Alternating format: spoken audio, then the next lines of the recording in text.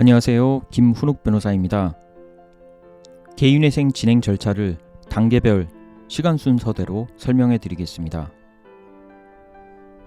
먼저 신청을 준비하는 단계입니다.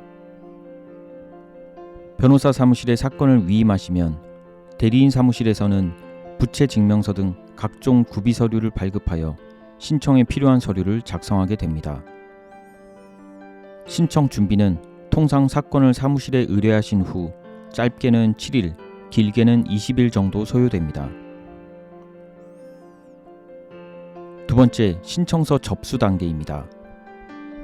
신청 준비를 마치면 개인회생 절차 개시 신청서를 금지명령 신청서, 중지명령 신청서와 함께 관할 법원에 제출합니다.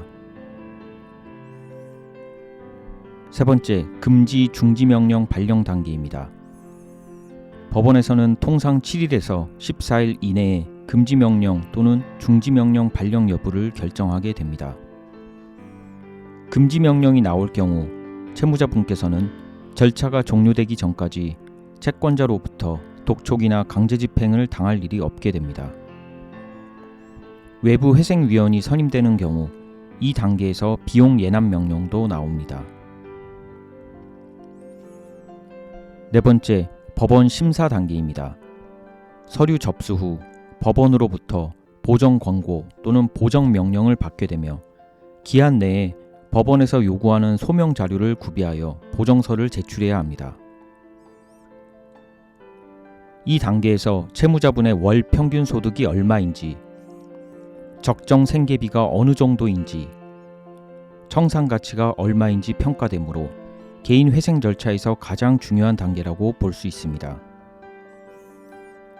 심사 결과 신청 당시 월 변제 금액, 변제 기간, 변제율에 변동이 발생할 수 있습니다. 법원 심사 기간은 사건에 따라 큰 차이가 있을 수 있으며 짧게는 3개월, 길게는 7개월 이상 소요될 수 있습니다. 다섯 번째, 개시 결정 단계입니다. 신청 자격에 문제가 없다는 법원의 판단을 받게 되면 개인회생 절차 개시 결정이 나옵니다. 개시 결정문에 법원 계좌번호가 표기되며 변제 계획안에 따라 그 계좌로 월 변제금 납부를 시작하셔야 합니다. 여섯 번째, 채권자 이의 신청 및 집회 단계입니다. 채권자 집회는 통상 개시 결정 이후 3개월 정도 후에 잡힙니다. 이 단계에서는 변제 계획안에 따른 변제 금액을 미납 없이 법원 계좌에 납부해 주셔야 합니다. 채권자는 이의 신청 기간에 변제 계획안에 대해 이의를 제기할 수 있습니다. 채무자분은 반드시 채권자 집회에 참석해 주셔야 하며 채권자 이의를 수용하여 채권자 목록, 변제 계획안을 수정하거나 이의에 대한 답변서를 제출해야 합니다. 일곱 번째, 변제 계획 인가 결정 단계입니다. 채권자 집회 이후 통상 1개월에서 2개월 이내에 변제 계획 인가 결정이 나옵니다. 인가 결정 이후에는 특별한 사정이 없는 한 변제 계획을 변경할 수 없게 됩니다. 인가 결정 효력으로 채무자분 계좌, 부동산 등 소유재산에 있었던 가압류, 압류는 모두 실효됩니다.